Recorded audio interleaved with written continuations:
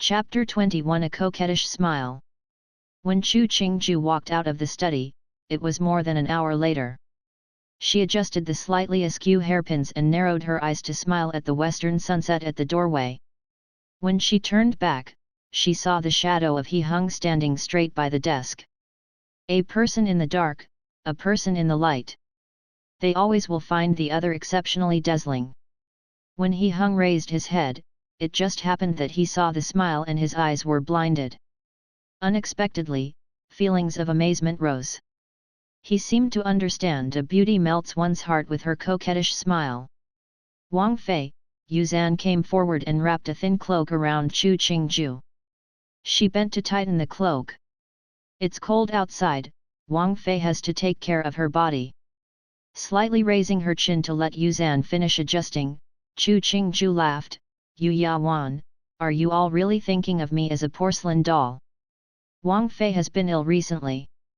Newbie and the others were very worried. Even though all is well, there's still a need to be careful.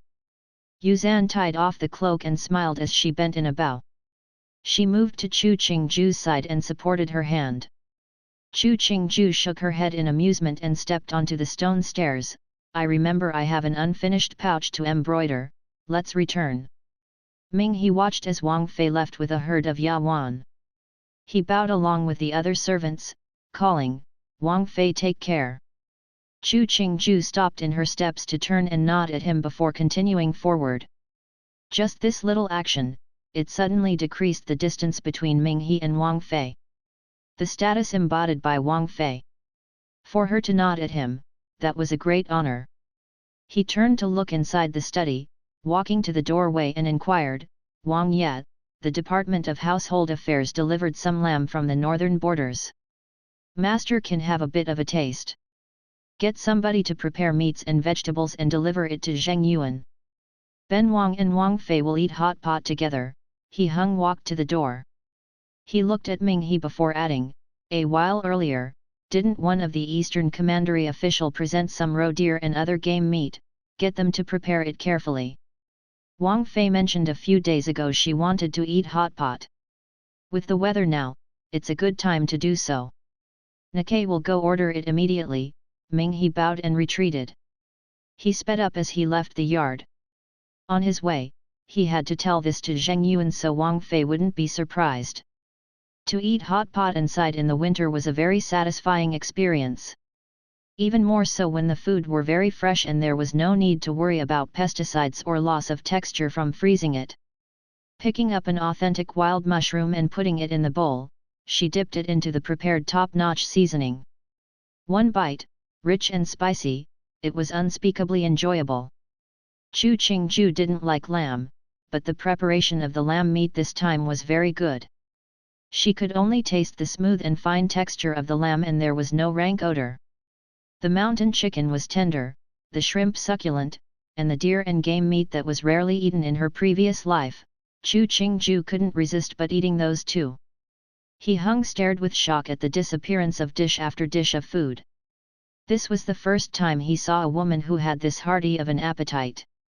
He thought he had seen many different kinds of women, but seeing Qingju's chopsticks wielded with such precision, speed, and strength. This kind of woman, he had never encountered before.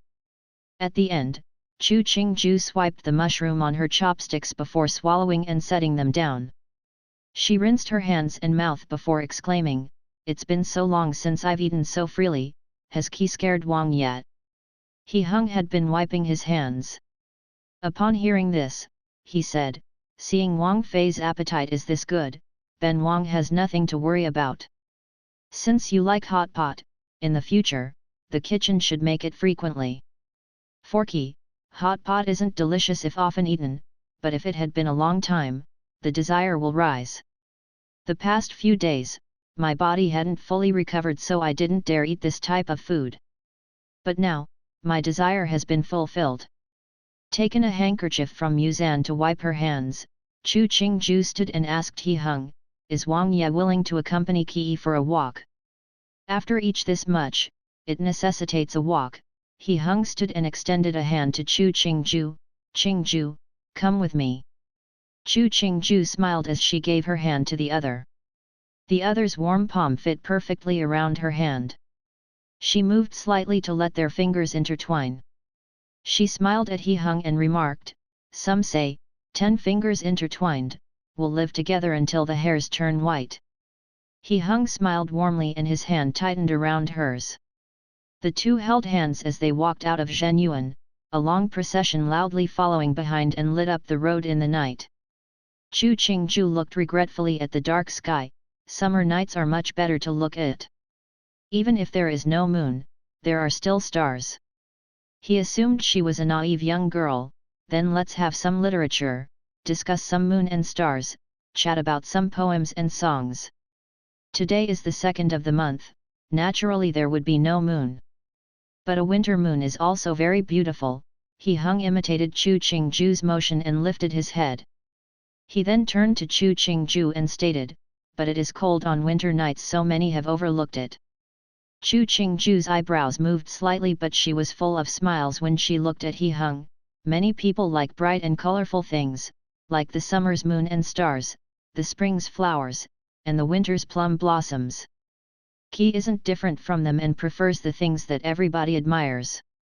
He Hung saw the smile on Chu Qingju's lips, his heart jerking slightly, and he immediately moved his gaze aside. He found that his throat was a bit itchy. He tugged the person with him to walk forwards. On the stone path, light steps sounded. The world is full of common people, I also cannot be excused from being one of them. He tilted his head to smile at Chu Qingju. The smile was gentle and skilled. It was unspeakably good-looking. Someone once said that when a man and a woman held hands and walked together, if the man always walked quickly in front, that meant that this man didn't know what was love. Chu Qingju looked at the man who had been walking alongside her and thought and sighed, but even when a man was forever watching the steps of a woman, it didn't mean he loved this woman. It could also mean this man was a womanizer and understood how a woman thought. The two walked for almost an hour, and when they were preparing to return, they encountered in their way Feng Ziijin wearing a pale cloak. Feng Ziijin looked at the clasped hands and pursed her lips. She bowed and greeted, "Nu greets Wang yet, Wang Fei. It's this late, why aren't you resting inside?" After He Hung finished speaking, he turned and took a cloak from Mujin's hands to wrap around Chu Qingju for her. Chu Qingju took the change to scan Feng Ziijin. The other held a palace lamp imprinted with the Lady in the Moon. Behind her, there were 2 little Yawan, each carrying 2 little baskets. "Wang Yat, the winter nights are long and Nu retires late, so an idea came to walk in the garden." Feng Ziijin lowered her face, "I didn't think to encounter Wang Yat and Wang Fei." Fingers carefully manicured to a clean and round edge quickly tied the cloak. He Hung looked at the 2 little Yawan behind Feng Ziijin. He saw the paper boats and candles in the basket and faintly opened, "Since the winter nights are cold, then stay in the rooms. It's almost the year end, getting sick would be unfortunate." Nu thanks Wang Ye for his concern. Feng Ziijin smiled widely, but thinking back to when with Wang Ye, we floated paper boats, since it is a sleepless night, I thought to float some in the lotus pond. Nu is wearing sturdy clothing and it will only take a short while. This was having managed to find out that she and He Hung was strolling in the garden and specially coming with tools to reminiscence about the past with He Hung. Chu Qingju curled her lips in a smile, "These boats are very well crafted. But after a night in the water, they wouldn't look pretty tomorrow morning. My suggestion, Wang Yat, you might as well get somebody to make Feng Fei a gold boat. No matter what happens, that wouldn't be damaged. It's just a plaything, you take it so seriously." He Hung looked at the servants carrying palace lamps. This many people with lanterns, this Feng Shi was still able to encounter them, that wasn't easy. When he teased a woman, it was his hobby. But he didn't want to see a woman take something from the past to try to curry favor. This Feng Shi was starting to act out of her bounds. "I think I've digested most of it. Let's return, the mists will be coming soon."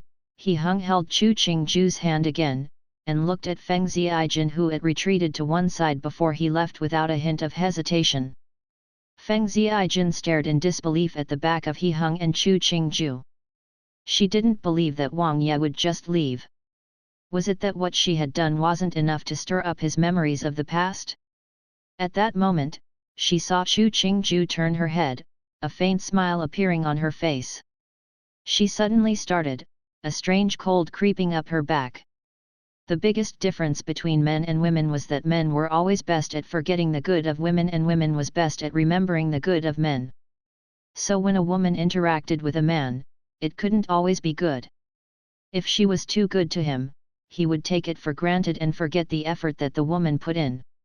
To let a man remember you all the time, the first thing to do is to put yourself first all the time. If you forgot yourself, how could somebody else remember you? A few days later, Chu Qingju received a gift. It was an Ashtamangala glass lamp. When this lamp was lit at night, it was possible to see light similar to the moon and stars fall into the corners of the room. It was breathtaking. Hearing the exclamations of the servants around her, Chu Qingju smiled faintly at that Ashtamangala glass lamp hanging on its pearl-encrusted gold stand. The joy revealed through her brows was perfectly measured. Blinking her eyes, Chu Qingju pointed in a direction, "Place the lamp there." The servants carefully set the lamp in its place, but the amazement in their eyes hadn't faded. "Wang Fei, that place is good, but there's always people walking by all the time. It wouldn't end well if there was an accident," Mujin interjected hesitantly. "How about our storage? When Wang Fei wants to see it, Newbie will take it out. Isn't the purpose of a lamp to be used?" Chu Qingju smiled as she watched the floating dots of light. "I very much like this lamp. It would be a pity for it not to be here to gaze at it." "Newbie understands," Mujin didn't continue and docilely stood being Chu Qingju. Her attitude was respectful yet didn't emanate flattery. The story of how Wang Ye gave Wang Fei a valuable Ashmangala glass lamp quickly spread through the entire Wangfu. The servants who had saw the lamp, when they spoke of it, it was as though it was their own. Their eyes danced and they rehashed with great pleasure. Feng Ziijin smashed many things in her own rooms. She wanted to burst into the Zheng Yuan and smash that lamp. Chu Qingju, that whore! It was just a lamp.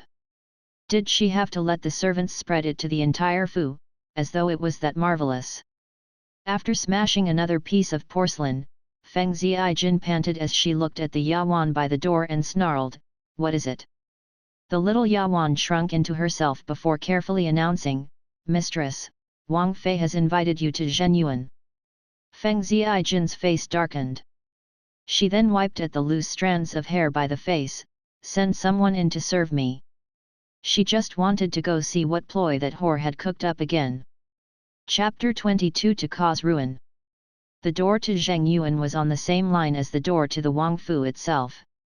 This was showing that the person living in Zhenyuan was the owner of the fu. The other concubines, including Tong Feng, were spread out in two side yards between the second and the third door. The guardsmen, manservants, and married servants resided outside the ermine. The rules of the Wangfu were strictly enforced. The area that a person could move in was clearly divided. For the servants, to be one that could walk inside the second door to serve, that made them a rank higher than the average servant as they were serving the inner courtyard. Even if it was just sweeping the ground, it was still a duty that many competed for. So it could be seen that Chu Qingju, who lived in Zhenyuan and had the power over Haoiwan, was an existence that could not be defied. "Wang Fei, Zhang Sifei, Luo Yuniang, and Han Yuniang have arrived," Yuzan announced from the door. Chu Qingju sat on the armchair where a thick blanket had been laid down. She laid down halfway on the back, her hands holding a pearl-encrusted hand warmer. Hearing Yuzan's announcement, her eyebrow rose. "It's cold outside in the outer hall, invite them in." Yuzan bowed and silently retreated. A short while later, 3 different beauties walked into the rooms. After they obediently greeted Chu Qingju allowed them to sit. She drawled, "Just now I had somebody organize my personal stores. I found some good cloth and called you here to let you pick and make some new clothes." Finishing, she tilted her head to look at Mu Jin. Mu Jin motioned for the Yawan to present the bolts. The cloth was actually of good quality. Even though it couldn't rival Yun and Chu brocade, but it still was expensive. Of the three sitting, Zhang Yongyu held the highest rank. She looked at the large heap of cloth on the table and couldn't help but stand to say, "Wang Fei, we can't do this. The Fu has already sent over cloth for us, how can we take yours? There's so much even I can't wear it all. If it stays, the color will fade." Chu Qingju looked at the cloths. These had come from Chang de Gongfu, who had, to not shame themselves, used them as several chests of dowry. There was a lot of it, but even 10 bolts of these cloths couldn't compare to the price of 1 bolt of shoe brocade. "Seeing you wear it, it will brighten my eyes. If it was left at the bottom of the chest, wouldn't it be a waste?" Hearing this, Zhang Yongyu smiled and bowed to Chu Qingju. "Newbie thanks Wang Fei for her generosity." Finishing, she pointed at 2 bolts of umber cloth. "Then I'll take these 2 bolts first." Chu Qingju looked at the 2 bolts of brocade and commented, "Those 2 are very nice. Mu Jin, give those 2 bolts of sapphire blue to Zhang Cifei as well. Zhang Cifei's skin is pale, the sapphire blue will show her off best." Zhang Yongju remarked that Wang Fei was teasing her but didn't refuse. The other 2 shiki picked a bolt each. Chu Qingju picked a bolt for each of them. The mood in the room started to become lively. The 3 had the desire to ingratiate themselves and their implied compliments flowed. They weren't debasing themselves, but it was possible to detect their respect. "I had wanted to make a girdled dress but the color wasn't right. These lotus-colored brocade that Wang Fei picked for Nu, it will satisfy Nu's wishes." Han Qinghe caressed a bolt of lotus brocade with joy. "This color is also good for making pouches." "Hear that? It's as though she got the best." Zhang Yongyu chuckled and looked at Chu Qingju, who sat above her. "It is Wang Fei who has spoiled them to the point of no return. Zhang Cifei is making fun of us. Nu saw that when you were picking, your face was happy too." Han Qinghe laughed, "And now you come to tease Nu. So that's what is creating the fuss. Everybody is picking good things here." Feng Ziijin could hear from outside the door how these women were flattering Chu Qingju. When she came in, she saw the bolts that the Yawan behind each kishi were holding. The table still had some as well. She came and bent slightly to Chu Qingju. "Nu is late, is there anything good left over?" Chu Qingju placed the hand warmer to one side and grasped the tea Mu Jin presented for a drink. With good humor, she looked at Feng Ziijin. "I had thought that Feng Cifei wouldn't come. Take what you like." Feng Ziijin casually swept the pile. "Nu likes that bolt, is Wang Fei willing to part with it?" Everybody looked and found the Feng Ziijin was pointed at a pomegranate red bolt. Instantly, their expressions differed. Pomegranate red wasn't true red, but it was already a vibrant shade of red. Feng Shi was a Ce, she wasn't allowed to wear red. Was she challenging Wang Fei? The smile on Chu Qingju's face grew warmer. "I had thought that, based on Feng Cifei's looks, the blue color suits you better. But since you like it, then take it. I have too much red brocade already. It hurts my eyes to look at it." Finishing, she said to Mu Jin, "Mu Jin, send the remainders to Feng Cifei's rooms. Don't worry, Wang Fei. Newbie will certainly send somebody to deliver it." Mu Jin bent in a bow and started directing for the cloth to be gathered and delivered to Feng Cifei's rooms. Zhang Yongyu held a smile in the corner of her lips. She kept her head down as she drank fine snow falling on the pool tea. Upon hearing Wang Fei's words, her thin fingers slightly curled. She placed down the cup, and out of the corner of her mouth, she said to Feng Jizin, "Mimi is too brash. You might like the pomegranate, but I don't think it matches you." Han Qinghe heard Zhang Yongyu clearly stating her side and narrowed her eyes at Zhang Yongyu. She added, "Nu thinks Feng Cifei isn't fit for the pomegranate at all. A she who wanted to wear red, what sort of daydream was that? Did she think Wang Ye was an imbecile who would disregard protocol?" Feng Ziaijin's face turned ugly. When Zhang Yongyu spoke, she already felt annoyed. Seeing Han Qinghe, a shaiki, dare speak to her, she lectured, "You are a shaiki, is there a place for you to speak here?" Feng Zifei assumes too much. Whether Nu can speak or not, that's Wang Fei's decision, not yours, Han Qinghe mocked, unless Feng Zifei thinks she is capable of making Wang Fei's decisions for her. Shut up, what nonsense are you speaking? Feng Ziaijin's family was somewhat well off. She didn't really care about the cloth. She was annoyed at how Chu Qingju had treated her. Seeing that Han Qinghe, a shaiki from a lousy family, dare mock her, she shouted furiously, "Who let you remark on my affairs?" In her anger, Feng Ziaijin had forgotten that Chu Qingju's personality wasn't like before. What she had done, it was disregarding her superiors, disregarding protocol. Han Qinghe heard the disdain in Feng Jizin's speech for her birth and anger rose. Her expression became more respectful, her smile even warmer.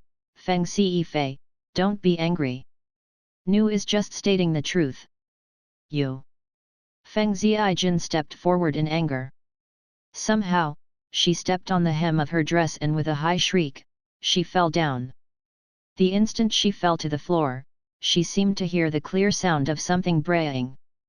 Before she could see what she had bumped into, she heard a multitude of inhales and then there was a room full of silence.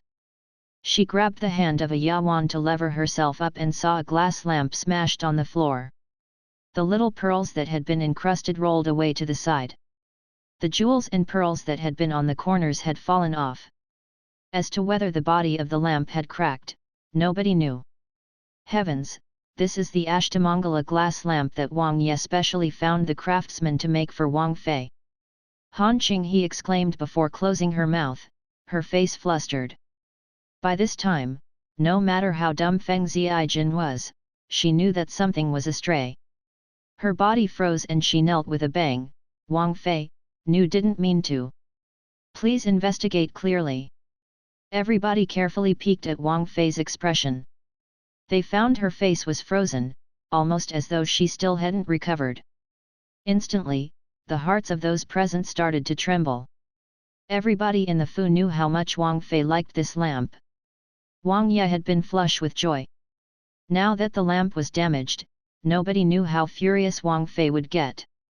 If Wang Fei was unhappy, Wang Ye would naturally be angry. Wang Fei. Cold sweat started to form on Feng Ziaijin's palm. She didn't understand. How was it that she just couldn't control herself, that she would fall directly onto the lamp? "You can all leave." Chu Qingju stood and looked tiredly at Feng Ziaijin. "I knew before that you had been unhappy with me. In the past, I thought you were proud but you were not cruel.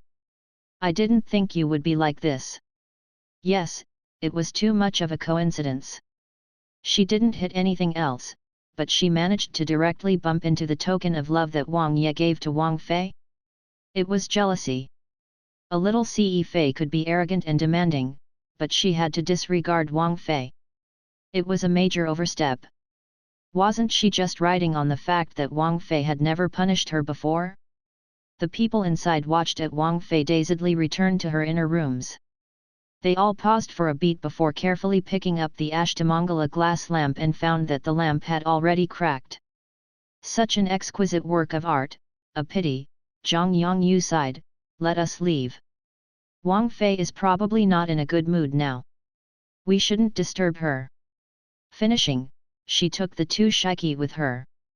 Feng Ziaijin dazedly stood and dizzily leaned on the yawan's hand to walk back to her rooms. The terror in her heart grew larger and larger. She didn't know what to do. Everybody had seen her bump into the lamp. She didn't even have any leeway to explain. In another set of rooms, Zhang Yongyu heard that Feng Ziaijin had already returned to her own rooms. She instantly sneered, "She's a moron. Anybody with brains would be kneeling in front of the Zhenyuan to beg for forgiveness." At least, when Wang Ye knew of the incident, his rage would lessen slightly. Now that she had retreated into her own rooms, wasn't that provoking Wang Ye even more? Han Qinghe sat opposite her and smiled upon hearing this. In the past, she depended on the fact she had the highest birth of the entire Haoiwan and was favored by Wang Ye. She harassed everybody. She didn't even treat you, who has the same status, as an equal. It isn't strange that she is a simpleton. You weren't very polite today to her, Zhang Yongyu eyes Han Qinghe.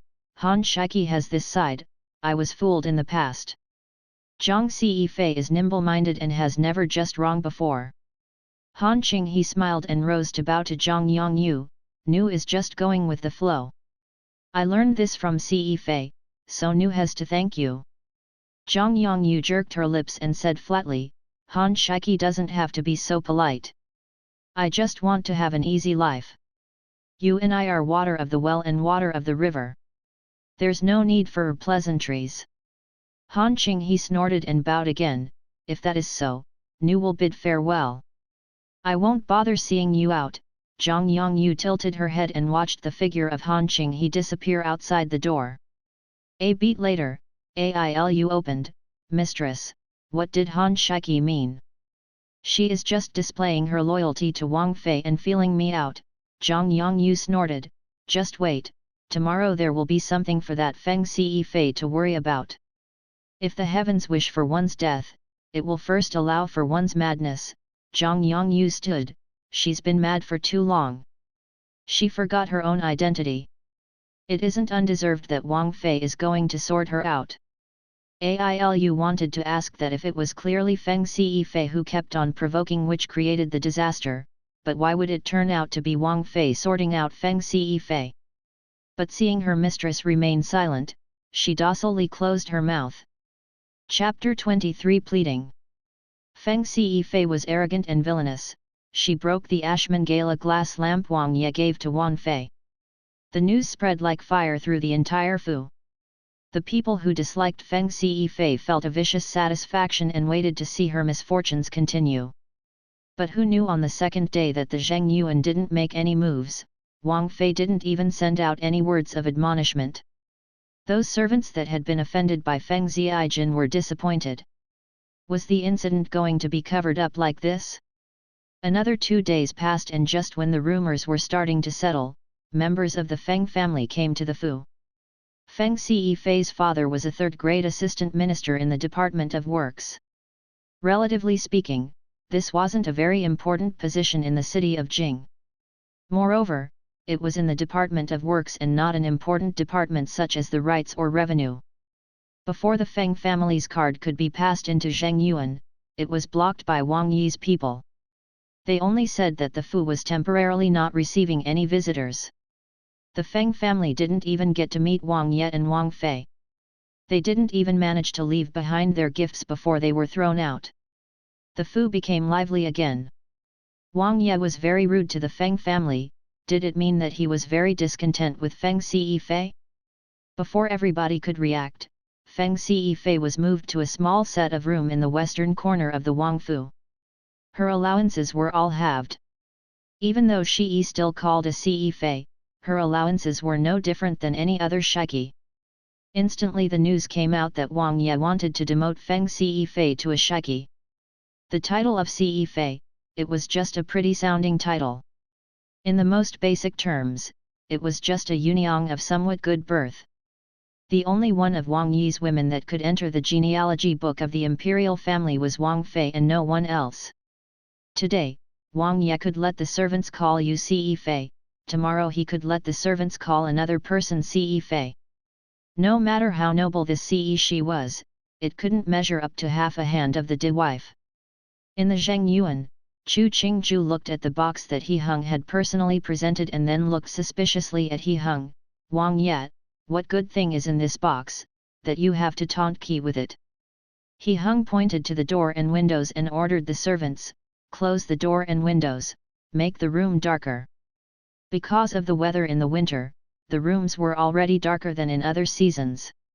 Once the openings were closed, the room instantly plunged into a darkness that was hard to adjust to. Open and take a look. He Hung smiled at Chu Qingju and hinted to her to open the box. Chu Qingju smiled at He Hung. Her forefinger caressed the lid for a while, and under He Heng's expectant gaze, she opened the box. The moment the box was opened, a warm light streamed out of the box, illuminating the entire room. Her finger stopped moving, Chu Qingju's eyes slightly widened. Inside the box was a mutton fat jade lamp. The base of the lamp was a Qingluan bird holding a lotus in its beak. Both the center of the lotus and the wings of the Qingluan were glowing. Chu Qingju looked awestruck at this lamp. That stone, the size of an infant's fist, sitting in the middle of the lotus, was that a night luminous pearl? And the thumb-sized beads encrusted on the wings, were they night luminous pearls too? And the base of this lamp clearly was carved from a single piece of jade. How big was the original for the product to be like this?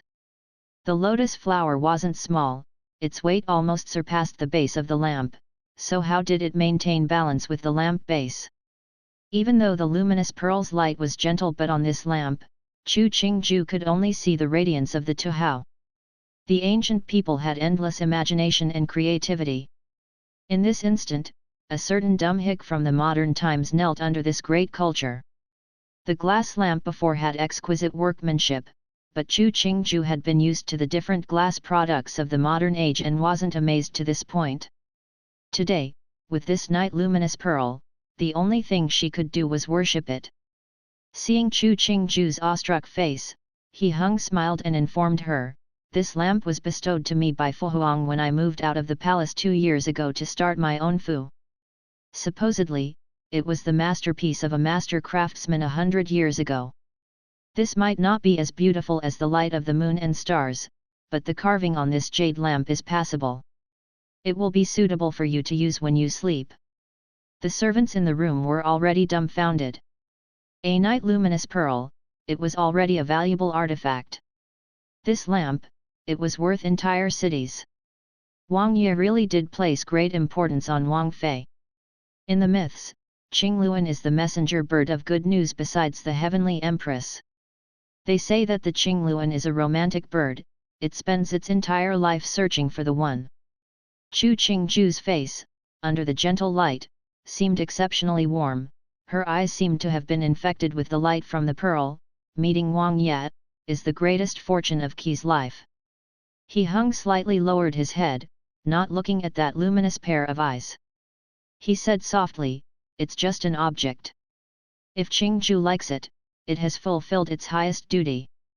Touching the warm wings of the Qingluan, Chu Qingju's finger stopped on the night luminous pearl embedded in the wings. "Wang Yi's kindness, Qi knows, but this is too valuable. No matter how valuable an object is, it doesn't compare to Qingju's place in my heart." He Heng took her hand in his. "Don't think so much, it's all right for you to just like it." Returning the Qingluan lotus lamp back into the box, the rooms became dusky again. He Heng saw that Chu Qingju seemed to be in a daze, staring at him, and his grasp tightened. The servants reopened the door and windows. Light came into the room. He Heng released Chu Qingju's hand. "Earlier, a decree came from the palace. I have been summoned to enter in a little while. I'll probably return late, you don't have to wait up for me." "Yes," Chu Qingju nodded with a smile. She stood and carefully placed the box to one side. "If that's going to happen, we should prepare early. If you are late, it might cause Fu Huang to dislike you." He Heng nodded and held Chu Qingju's hand again before leaving the Zheng Yuan with his entourage. Chu Qingju saw the back of his figure disappear at the door and expressionlessly returned to sit on the armchair. "Mu Jin, place this lamp in my bedroom. Take care placing it to avoid any accidents." Regardless of He Heng's intentions, she liked this lamp, so it should be placed somewhere to be admired. The rooms of the mistress of the Wang Fu were not a place anyone could enter. Mu Jin nodded and carefully held the box as she walked inside in fear of damaging it. A short amount of time later, when Chu Qingju had just finished a cup of tea, she saw Huang Yang quickly walk in. "Wang Fei, Feng Ce Fei is kneeling at the gates to beg for forgiveness." Chu Qingju raised an eyebrow. She came to beg forgiveness. Ruminating for a while, she asked, "Did Wang Ye leave the Fu yet?"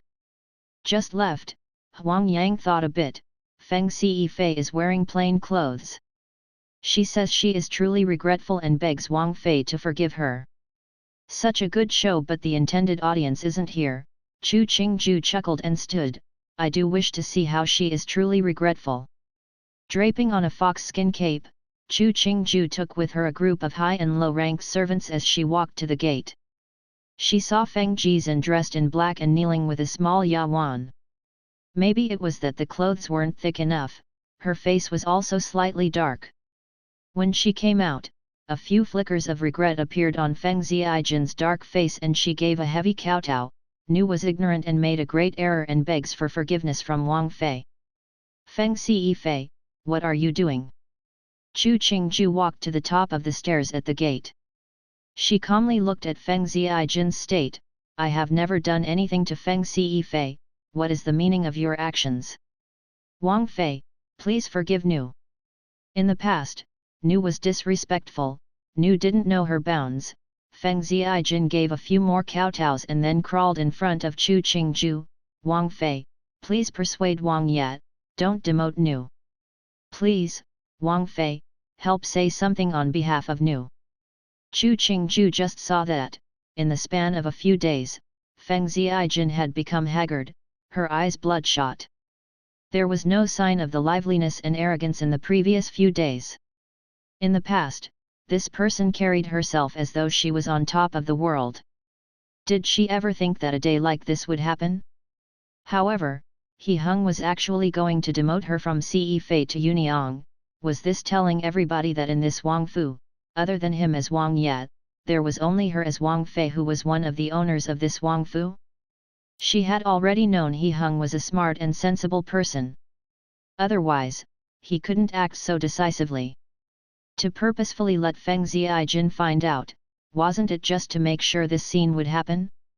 That man wanted her to release her anger and letting everybody in the city know how much he, Duan Wang, respected his wife and how correct his conduct was? His title was Duan III. Based on appearances, it fit him well. Lowering her eyes to look at the person continuously kowtowing to her, Chu Qingju slowly asked, Feng Shi, who do you think I am? Feng Zhijin paused and stopped kowtowing. She raised her head to dazedly gaze upon this woman she had never really placed any importance on. I am the mistress of Duan Wang Fu, Wang Yi's de wife. Chu Qingju bent at the waist and used a hand to lift Feng Zhijin's chin, but why do you always forget this fact? Feng Zhijin suddenly widened her eyes.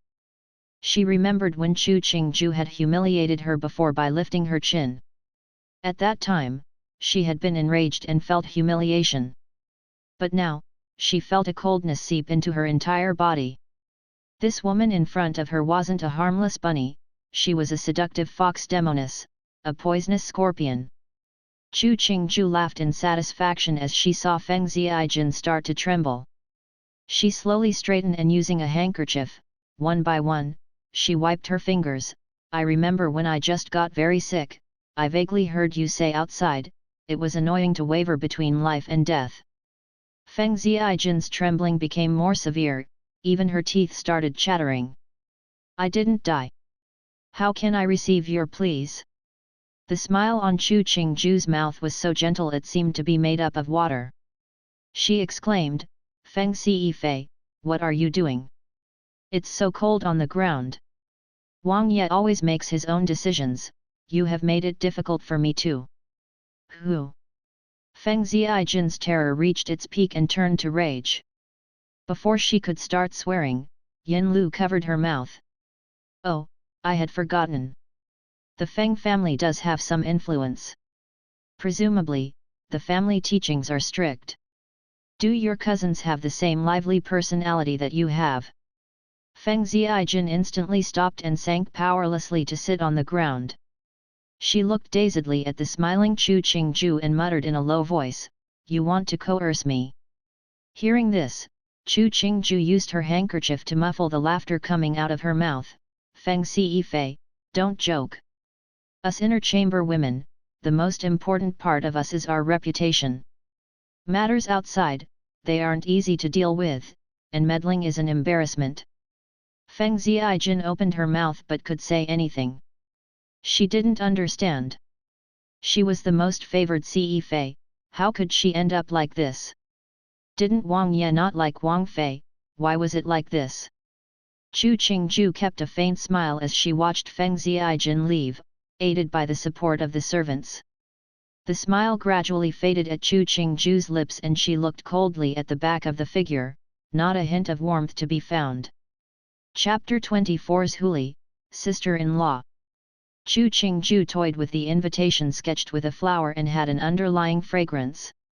She looked at Mujin with interest. Let's hear it, it's winter, Rui Wang Fei is inviting people to some plum blossom banquet, it is really due to interest or to torture people.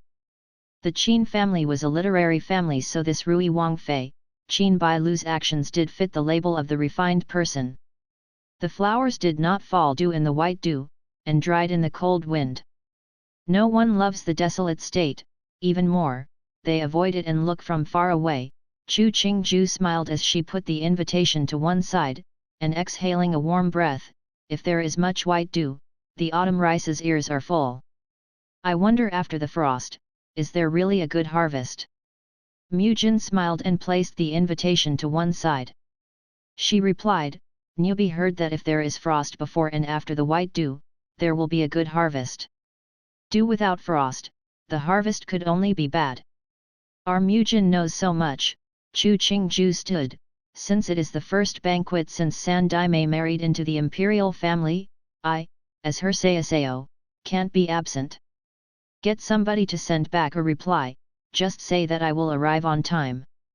Yin Lu came in with a branch of red plum blossoms. Hearing Chu Qingju's words, she remarked as she inserted the branch into a vase, yesterday night, it just coincidentally snowed. Even though it is a good time to look at the plum blossoms, but it is very cold. Chu Qingju gazed at that branch of red plum blossoms. She taunted, so common, so common. Tomorrow, I'm not taking you to Rui Wangfu. Yin Lu opened her mouth to speak but saw Yuzan walking in followed by Jin Zhan. Both had smiles on their faces as though they had encountered something good. Wang Fei, the two bowed. Yuzan, who had walked at the front, notified in a quiet voice, Wang Fei, just now news from the west corner came. Wang Ye demoted Feng Shi to Yunyang. The Feng family came again and was lectured by Wang Ye. Hearing the news, Chu Qingju had the feeling that this was what was expected. She loosened her grasp on the hand warmer to hold a cup of hot tea. Did Feng Shi make any noise? Yuzan curled her lip and continued, Newbie heard the tantrum started early in the morning but nobody paid attention, so some things were smashed. It managed to quiet down by noon, but until now, she still hasn't eaten. This Feng Shi still hadn't given up. Last time after she had begged in front of Wang Fei, she had quieted for 2 days. Today, hearing that Wang Ye was demoting her, she once again started a senseless tantrum. Let the kitchen know to not slight Xi Jiao Yuan's food, Chu Qingju sipped on a cup of tea and intoned, it doesn't matter if Feng Shi eats or not. Whatever her stipend is, it will all be given to her. As to the objects she smashes, let her. Our Wang Fu might not be extravagant, but it's possible to sacrifice a few vases. Don't stop her. That little suite in the western corner of Wang Fu, she wondered what it was like now. Hearing Wang Fei's words, Mujin assured from the side, don't worry, Wang Fei. Newbie will tell Huang Yang to send your words over immediately. It's such a pity that Wang Fei's generosity and mercy hasn't eased Feng Shiqi's hubris. Such a disappointment. It can't be helped. She's a pampered and spoiled daughter of a government official, her hubris is a habit. Chu Qingju put down the teacup, just a little Shiqi, there's no need to take her seriously. Yin Lu heard this and raised her head. She saw Wang Fei and Mujin share the same smile. This smile seemed to have a hint of deviousness.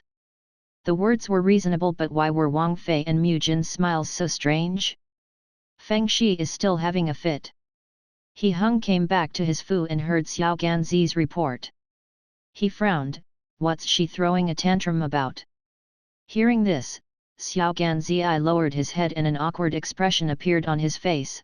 Feng Shiki hasn't eaten or drank since this morning. She attempted to see you but was blocked by the guards, so she just said a few words of complaint. Complaining? Complaining about who? He stopped in his steps, his brow slightly furrowing. Complaining of Ben Wang, or is it Wang Fei? Xiao Ganzi bent his body even lower, his voice smaller. Feng Shiki holds such deep affection for Wang Ye, she wouldn't complain about Wang yet. Then she is complaining about Wang Fei. He sneered, just favored her for a few days and she forgets who she really is. Qian Chong Xin, go personally to Xi Jiao Yuan to tell Feng Shi. The Feng family came to the Fu today. If she still isn't satisfied and can't keep calm, then pack up and return back to the Feng family. Ben Wang's place won't accept a Shiki that's nobler than Wang Fei. Qian Chong Xin received his orders and stared deeply at Xiao Gai Ji before leaving. This kid stated that Feng Shi was full of love for Wang Ye, but the underlying meaning was that she was discontent with Wang Fei. He seemed to be serving at Wang Fei's side. The kid did have brains. No wonder he was a few years younger but already climbed to such a position. How a servant answered a question, there were different ways. The same meaning, said in different ways, the impression would be different. Feng Shi, she would spend the rest of her life in that cold and remote Xi Jiao Yuan. When Qian Chong Xin reached Xi Jiao Yuan, he saw haphazardly planted banana trees, gathered in messy clumps. Weeds crowded in the corners. The scenery wasn't as beautiful as the name had implied. Qian Chong Xin's brows creased and relaxed as he saw the rice and dishes that littered the ground of the doorway. A young Tajian who had been following him quickly came forward and kicked aside the pieces of broken porcelain. Qian Yi, be careful with your feet. Qian Chong Xin silently walked in. He scanned the room. The ground was full of broken pottery, and then he looked at Ping Ziijin, who had just raised a slender porcelain vase. He raised his voice to holler, "What is Feng Zuzi doing?" Feng Ziijin saw the person that came was Qian Chong Xin, who served by Wang Yi's side, and her eyes light up. She put down the vase and asked, "Qian Gong Gong, is it Wang Ye that sent you to see me?" Qian Chong Xin snorted and picked a place to set down his feet. Who else other than Wang Ye would send Nikkei? When he finished, he saw happiness crawl onto Feng Shiki's face. He slowly drawled, "Wang Ye said, if you keep throwing a fit like this, your family will be called to take you home." Today, the Feng family had come to our Fu. Looking at how concerned they were for you, they would love to do so. The joy on Feng Ziijin's face retreated like the tide. She stared dazedly at Qian Chong Xin, who left without a second look and powerlessly sat on a worn chair. A long while later, her eyes reddened and the tears came down. She knew she was finished. This was it for her entire life. Zuzi, Yawan saw the paleness of Ping Ziijin's face and couldn't resist comforting her. "Don't take it so heavily. After Wang Yi's anger cools, he will be good to you again." Feng Ziijin gave a smile that was uglier than her crying. She stared with red-rimmed eyes at her Yetu. "Bai Tao, don't comfort me. Wang Ye doesn't want to see me again." Stopping there, she suddenly laughed. "How could I forget? I'm just a Qi. Why did I think that the only difference between Ce Fei and Wang Fei was only one word?" Thinking back to when she purposefully organized for servants to give Chu Qingju incompatible foods to cause Chu Qingju to slowly fall ill, she muttered, "Karma, this is all karma." Bai Tao heard her mistress's whispers, her face suddenly changing. The servants had passed around the rumor that Wang Fei was too angry over Banxia, which caused her to become ill. But she knew, Wang Fei wasn't ill because of her anger but due to having eaten incompatible foods. Those foods had caused her body to become weaker and weaker to the point of not being able to leave the bed. But who knew that Wang Fei had suddenly recovered and punished the kitchen servants? After that, she personally ordered her food. Perhaps it was from the day that Wang Fei had recovered, this day was fated to happen. She looked around at the dilapidated Xi Jiao Yuan. Bai Tao scrunched up a handkerchief to wipe her mistress' face as she gave a bitter smile. Maybe it was karma, or fate.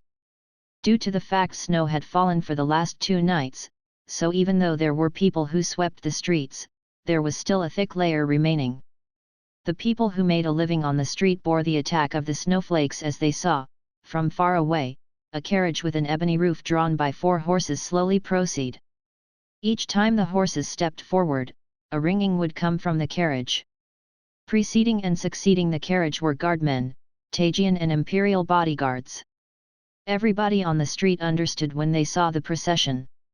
This was another procession of an imperial family member. The rumor was that the third Wang Fei was holding a plum blossom viewing banquet. That would be the most likely destination for these people. This carriage isn't as luxurious as the last few, a passerby commented in a quiet voice. Wonder which family is it? Just shut up and don't be so ignorant. The carriages before were 2-horse carriages, that one was a 4-horse carriage. Unless it's a Junwang or above, who else dare to use 4 horses for a carriage? A person beside him who had heard the comment explained, that person is most likely a Wang Fei. See how the carriage is made out of ebony? Stopping, he pointed in the direction of the imperial palace. Only the emperor and the emperor's children can use a sandalwood carriage. The person who had spoken before instantly paled. He feared that his words would pass into the ears of the noble personages. That would be very unfortunate for him. Chu Qingju didn't think that the carriage she was riding would become another's topic of discussion. When she reached Rui Wangfu, she coincidentally arrived at the same time as the procession of Ning Wangfei, the wife of Leida. After allowing Ning Wangfei to enter first, she sat down on the sedan to enter Men. Passing through the gate of drooping flowers, the sedan stopped.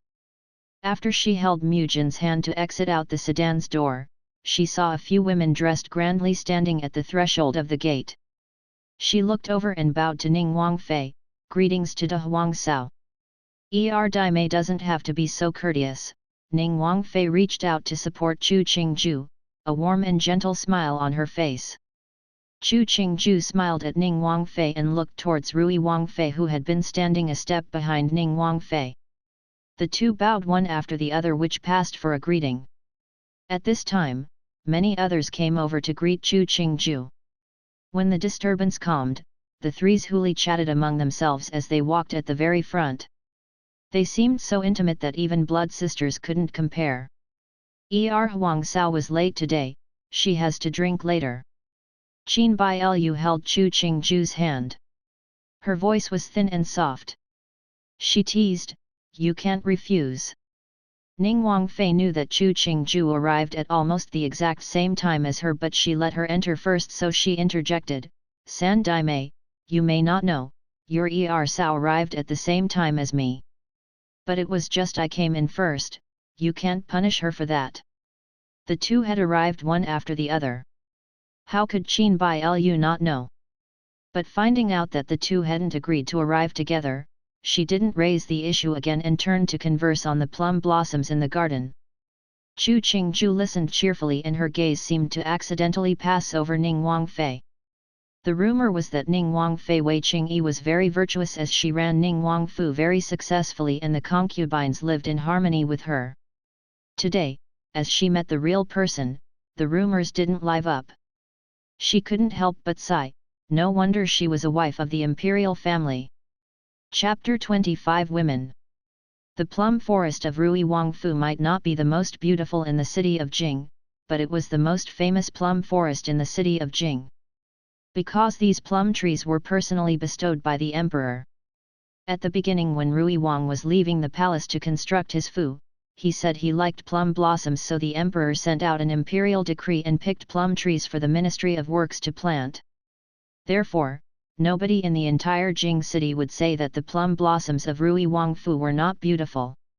Even though there was a mountain full of plum trees in the suburbs where many scholars and literati preferred to compose their poems and paint, nobody dare say that the mountain was the most beautiful plum forest in the city. Rui Wangfu's size was about the same as He Heng's Wangfu. The layout was similar, but the style and finer details were drastically different. If Chu Qingju had to pick a label to describe it, it would be lavish. Long stretches of corridors, fake mountains with flowers and grass. Every bit projected the feeling of luxury. Chu Qingju was forced to admit, He Hung was actually a good child with his frugality.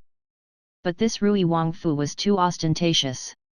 It was as though they were afraid that people wouldn't know that their master was the most favored by the emperor.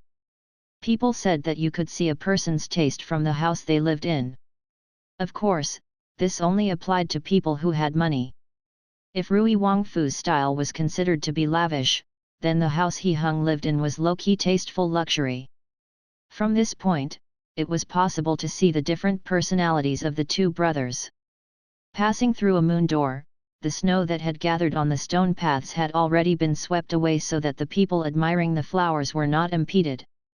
Chu Qingju gazed afar. This moderately sized plum forest, in the midst of the fine snow, did have a sense of beauty. She blinked her eyes and teased Qin Bai Lu, Dai Mei is so lucky to have such a large and beautiful plum forest in your own home. Oh, it's nothing, Qin Bai Lu returned the smile. Dai Mei has heard that Sao will have a beautiful lotus pond when the summer comes. If what Mimi says is true, then next summer, I will definitely invite everybody there to admire the lotuses. The cloak that Chu Qingju was draped in was a vibrant pomegranate red, edged in silver fox fur. The silver and red contrasted against Chu Qingju's pale face to seem even more fresh and young. Such a pity that I entered only when it was autumn and didn't know that the Fu had such beautiful attractions. At this time, Ning Wangfei Wei Qingyi laughed, as a little unmarried girl, who would know such things. But saying it now, it can be seen that Shu treats Dai Mei very well. Otherwise, how can there be such free and relaxed days, and to not have to pay attention to what's inside the Fu? Chu Qingju heard this and knew that Wei Qingyi was laughing at Qin Bai Lu for knowing so much as a just married woman and mocked her for not knowing how to run a household. But she said it so beautifully, nobody could pick it out. So she smiled widely and with a voice full of admiration, she pled, Sayaseo, don't tease Dai Mei anymore. Da Sao is so virtuous and good at running a household. But I'm such a dummy.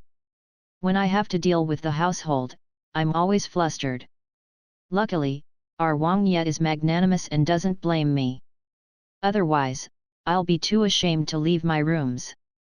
Sao's words are a little incorrect, Qin Bai Lu followed, you're more capable than I am. Yesterday, our Wang Ye laughed at me for mixing many things up. What I think we should do is we should learn from Da Sao. The loving affection that was being boasted off directly hit Wei Qingyi's wound, but the smile on her face grew warmer. This is nothing, you'll slowly learn. At this time in a new marriage, it was naturally sweet like honey. But as the days pass and new people come, let's see if you can still say our Wang Ye, when I first married, they laughed at me too. Now that you mentioned it, I'm now thinking about the past. The three mutually looked at each other and laughed. They slowly walked towards the pavilion overlooking plums in the middle of the plum forest. Behind them, the crowd of noble women and officials' wives followed with smiles on their faces, but their hearts were tense. It looked as though all three of the Wang Fei weren't gullible. Especially tense was Luo Shi, who was also in the crowd. As Chu Qingju's aunt, she was worried that her niece would accidentally fall into the word traps of the other two Wang Fei. The pavilion overlooking plums was a two-level pavilion built specifically for admiring plum blossoms in the winter. The womenfolk sat inside the pavilion to look at the plum trees. They were free from the cold of the wind and snow and could partake in refreshments. The height to look at the scenery was especially good. Chu Qingju loosened her cloak and revealed a head full of hair that had been hidden. Under Mu Jin's service, she exchanged the cloak for a silver fox skin cape. She waited for Wei Qingyi to sit before sitting down herself at the table under the guidance of Qin Bai Lu. Because there were charcoal pans in the corner of the room, even the wind that blew in didn't cause her to feel cold. Chu Qingju had just been poured a cup of hot tea when she heard Wei Qingyi ask, "Isn't this a very good long jing?" She followed the sound and saw the other take a sip of tea. As expected from Da Sao, Qing Bai Lu smiled and informed, "This is Xi Hu Long Jing. The emperor bestowed down from part of the imperial tribute. It is too much of a waste to drink this on a daily basis, but to use this tea to treat everybody, it is most fitting. Rui Wangfei's tea is so good that even us common people find it delicious, the Marquis of Baorong interjected. Qinfu is taking advantage of Wangfei's good fortune, to be able to taste such deliciousness. Everybody knew that Baorong Hofu was close to Rui Wangfu. Seeing the Marquis of Baorong's ingratiating manner, it was sweet enough to make their teeth ache. The people who were able to come admire the plum blossoms were not of insignificant status, and most were very careful when speaking. There really weren't many who were as straightforward as the Marquis. Baorong Hofuran is too complimentary. Qin Bailu didn't like the overkeen flattery of the Marquis of Baorong, but knowing that the Marquis of Baorong was one of Wang Yi's people, she kept a smile on her face as she gazed at the crowd. The greatest accomplishment it will ever achieve is that everybody enjoys drinking it. Each year, not even 10 caddies of the imperial tribute Longjing were produced. The fact that Rui Wangfu could serve it to guests, it could be seen just how much the emperor had bestowed. This was also what Qin Bailu wanted everybody present to know. Otherwise, any tea would do. Why did she have to specifically use the Longjing tea from the imperial tribute? Was it to let everybody feel that the one the emperor held most important was He Yuan and turned to support He Yuan to succeed the throne? Chu Qingju blew on the tea leaves floating on the surface, a smile appearing on her face. Nobody who sat here was stupid. If they really changed sides because of this bit of tea, they wouldn't have made it to this place in the first place. San Daimei is so generous. Wei Xian Qi took another sip, to be willing to let everybody have a taste of the tea that Fu Huang has bestowed. De Sao here will give her thanks. De Sao, don't be so polite. We are one family, there's no need to distinguish so much. Stopping there, her gaze suddenly landed on the Marquis of Xiangqing, Luo Shi. Speaking of this, the Marquis of Xiangqing is part of Erzao's maternal family. Chu Qingju heard the topic had moved towards her and put down her teacup to look at her aunt. She had seen her aunt, Luo Shi, when she had arrived, but it hadn't been a good place to converse. Since Qin Bailu was pushing the focus onto her now, she would naturally accept it. San Daimei isn't wrong. This is my Jimu. From very little, I have received much care from my Jimu. If I knew earlier that Jimu was coming today, I'm afraid I would have come to disturb you much earlier. I see that the person Erzao wants to see the most isn't Daimei, but the Marquis of Xiangqing.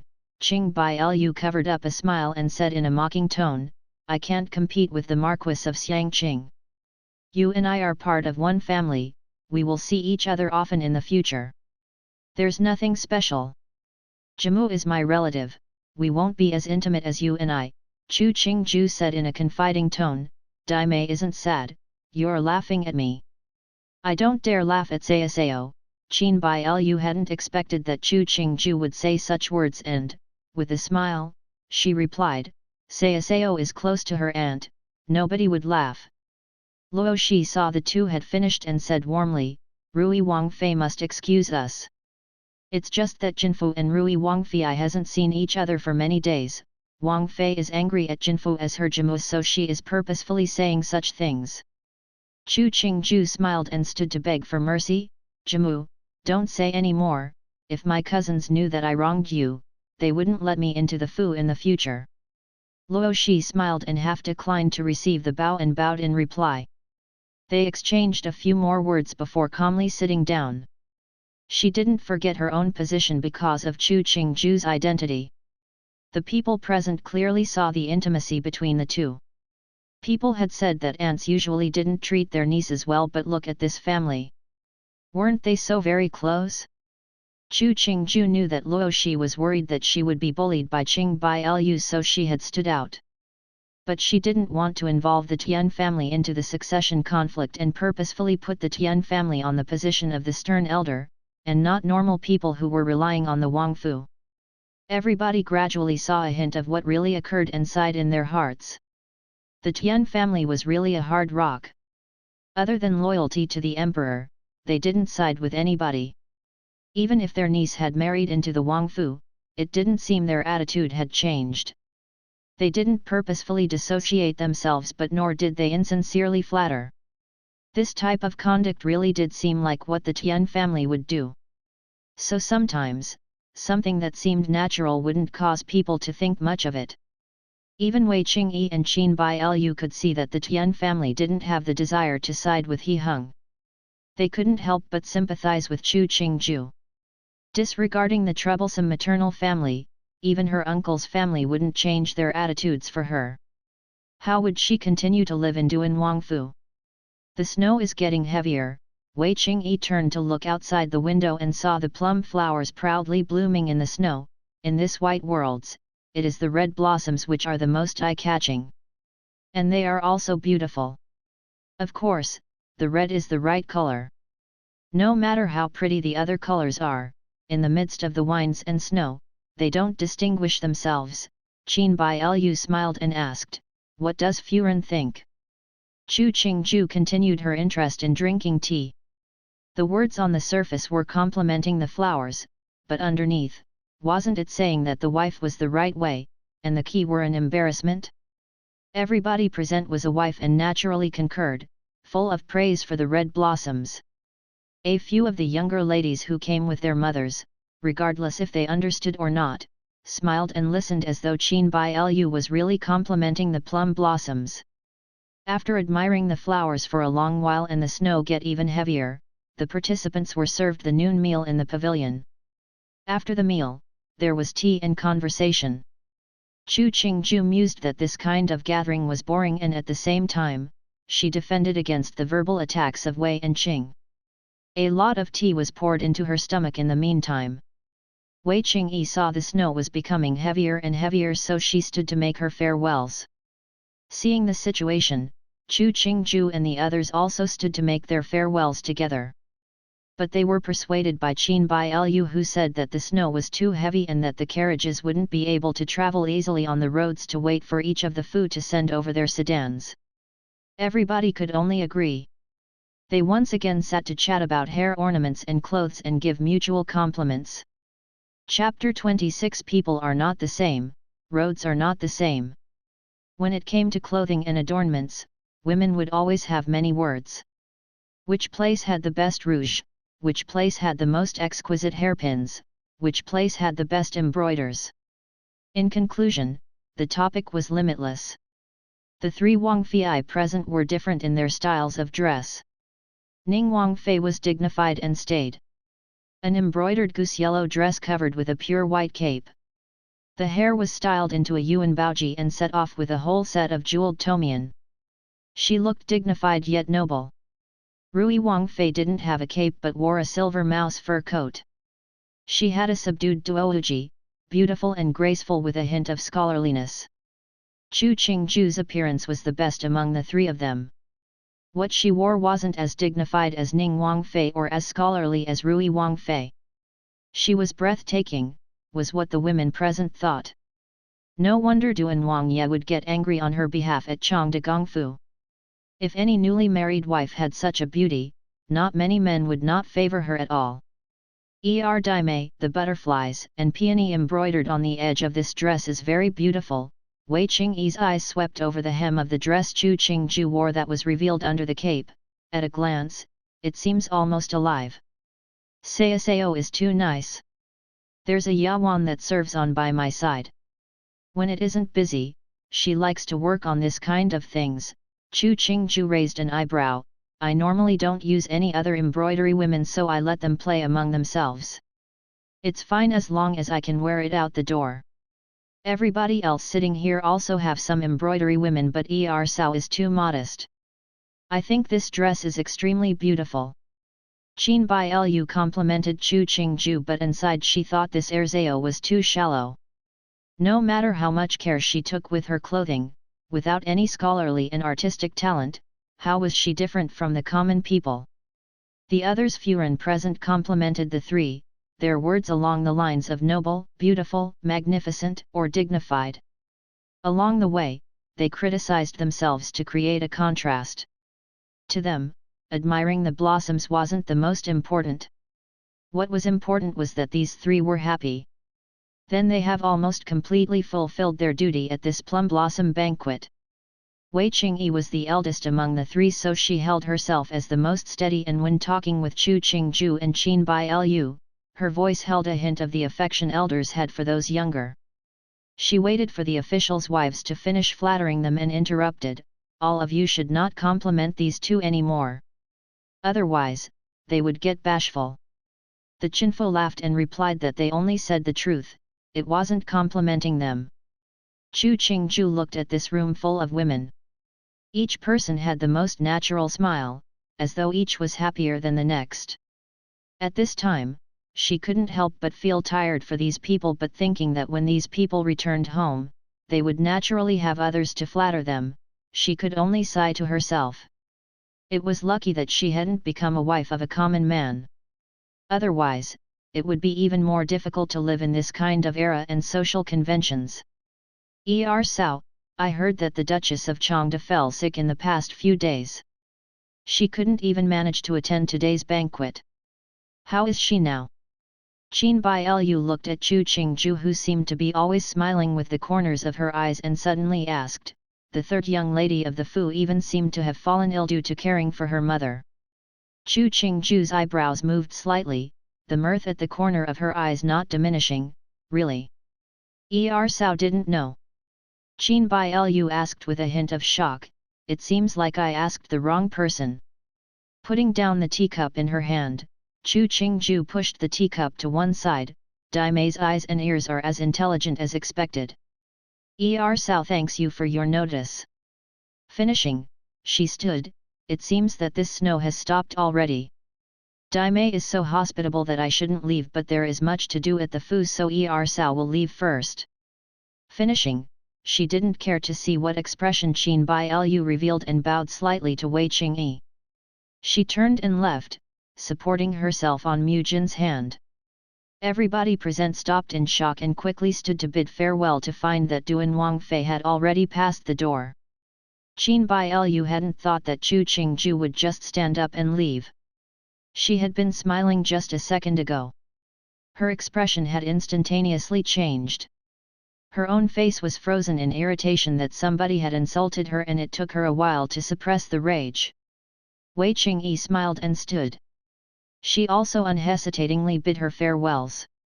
She clearly didn't desire to remain at this place to give honor to Qin Bailu. Ningguang might not be close to He Hung, but it was better than with He Yuan. Why would she side with Qin Bailu and offend Chu Qingju? When the two Wangfei left, half of the crowd of noble women continuously left, leaving behind only the members of the families that had sided with He Yuan. Wangfei, this Duan Wangfei is too straightforward, the Yawan that supported Wei Qingyi exclaimed in a quiet voice. Newbie saw that Rui Wangfei's expression even changed. Change is good.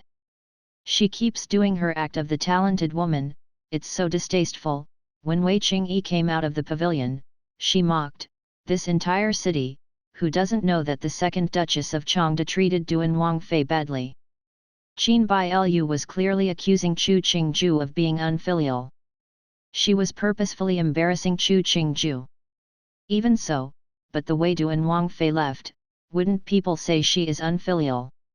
The Yawan looked at the surrounding and seeing no one around, she quipped, I hadn't thought that Duan Wangfei's personality was like this. Who doesn't have sore spots? Wei Qingyi expressionlessly stepped on the snow.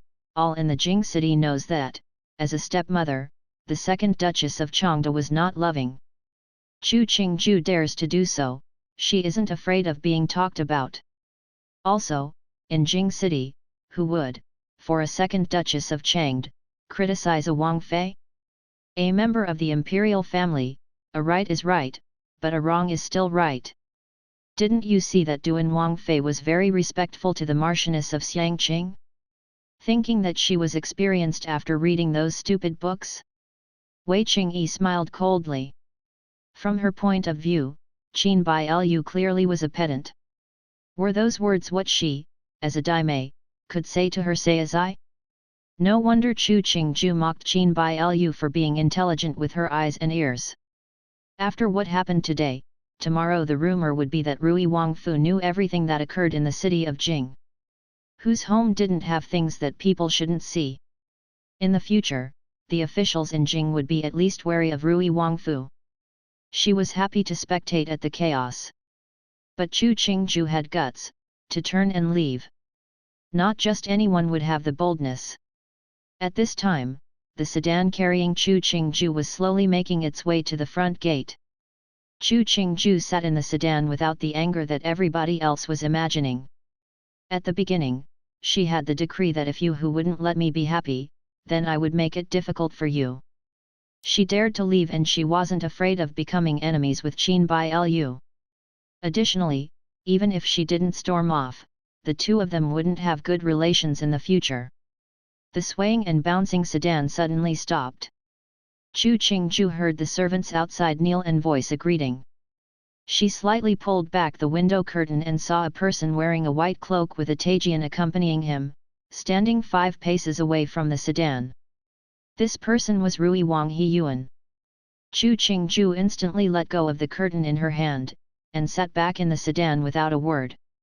Heyuan saw the slight movement of the curtain on the sedan and slightly bowed at the waist. Greetings to Er Sao.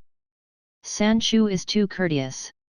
Chu Qingju didn't have any interest in men that was as beautiful as a woman and faintly returned, thanks for your hospitality today, but it is late, so farewell. Farewell Er Sao. Heyuan placed his hand behind his back and looked at the sedan sway and bounce as it left. Then he saw a young Tajian quickly run over. Wang Yat, one of the gatekeepers, just reported that Duan Wang Yi's sedan has stopped at the gate, but he doesn't know why it hasn't entered. Turning to look at the faraway sedan, Heyuan snorted, since Ben Wang's good brother isn't entering the Fu, Ben Wang won't disturb him. He actually came personally to pick her up. Did this He Hung get addicted to pretending to be a romantic? Just as he finished, he saw a few more sedans coming from the direction of the plum forest. He turned and walked to the side, avoiding the sedans of the womenfolk. Knowing that Qin Bai Lu had invited the women to today's banquet, he didn't have any objections. But he looked down on his Wang Fei's love for admiring plum blossoms in a snowstorm. No wonder people said the virtue of a woman was to have no talents. Women who read too many books, they were so picky. Was it impossible to admire plum blossoms at some other time? Luo Shi sat in the sedan and thought back to what had happened at the banquet. She felt that her niece seemed different than before. Her words were as few as in the past, but the aura she exuded had become stronger. It seemed that Duan Wang Ye did treat her well. Otherwise, her niece wouldn't have the bravery to storm away to embarrass Rui Wang Fei. The sedan stopped inside the main gate and Luo Shi came out. She found many of the Furen were standing at the spot as though they were waiting for something. What's going on? She walked towards a Furen that she had good relations with and asked in a light voice, why aren't they leaving? Duan Wang Yi's sedan is outside. This Furen raised her chin and motioned for her to look at the main gate. She suddenly smiled and teased, I think that Duan Wang really cares for your niece. Luo Shi, upon hearing this, looked at the gate and saw her niece take Duan Wang's hand to enter the sedan. That red cloak dragging over the white snow was especially beautiful. Seeing that Duan Wang waited for her niece to sit down before he followed, Luo Shi took back her gaze. Under the gazes that the women surrounding her sent over, the smile on her face was the same as any other day. Wei Xian Qi held her servant's hand as she stood outside the gate. Seeing Duan Wang Fu's sedan being carried far away, her expression was distant. For Ning Wang Fu, she poured her heart in, but she hadn't seen Wang Ye treat her this way. Chu Qingju, other than her exceptional appearance, was she as good as her in any area? Could it be that everything she had done, it wasn't enough to surpass Chu Qingju's gorgeous dress? Even that cloak that Chu Qingju carelessly dragged on the snow, it was made from the finest yun brocade and sewn with silk on the inside. When it touched water, it would wrinkle. Just this one cloak, it would cost several hundreds of gold. Now that this cloak has been dragged in the snow, naturally it couldn't be worn anymore. The Wang Fu naturally didn't care about the money, but she was used to running a household and everything used in the household was budgeted. She herself wasn't used to such extravagance. As the wife, why would she copy those Qi and spend all her attention on clothing and makeup? Wang Fei. The Yawan beside her saw she hadn't moved and worriedly looked at her. Let's go, Wei Qingyi smiled.